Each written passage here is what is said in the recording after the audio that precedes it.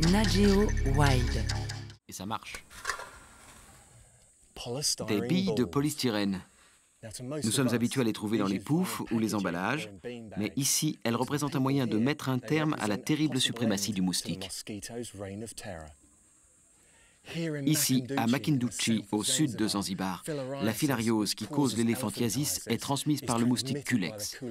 Le Culex se reproduit dans les eaux sales et stagnantes, les fosses d'aisance par exemple. Et c'est là que les billes de polystyrène entrent en jeu. La fosse est juste en dessous, un trou d'environ 6 mètres de profondeur. On déverse les billes de polystyrène dans l'orifice pour qu'elles forment une couche de 2 à 3 cm d'épaisseur sur toute la surface de l'eau. Non seulement les moustiques ne peuvent plus pondre leurs œufs en surface, mais les larves ne peuvent plus sortir du liquide. Les femmes du village ont fait bouillir une grande marmite d'eau dans laquelle on va verser une poignée de billes. Il ne faut pas en mettre trop. On utilise des billes non expansées qui sont plus faciles à transporter. Une fois dans l'eau chaude, elles gonflent jusqu'à atteindre plusieurs fois leur taille d'origine. On les voit grossir. Il faut bien remuer pour qu'elles ne s'agglutinent pas. Nous essayons de faire participer tout le village. On œuvre pour 20 ou 30 foyers. Chacun repart avec assez de billes. Ils versent les billes dans la fosse et les problèmes de moustiques disparaissent pour de nombreuses années.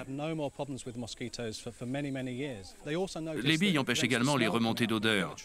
Cela empêche également la reproduction de mouches, de vers qui pullulent dans ces latrines. La diminution du nombre de moustiques ne sera peut-être pas visible, mais la chute des cas de filariose ne passera pas inaperçue.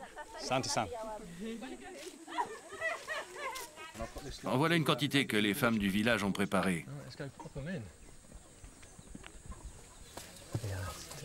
Regarde tous les moustiques qui en sortent des Culex. Ça devrait suffire. Et ça devrait durer au moins 10 ans. Et pendant cette période, les moustiques seront tenus à l'écart. Avant l'utilisation des billes de polystyrène, plus de la moitié des habitants de ce village contractaient la filariose. Aujourd'hui, ils ne sont plus que 7%.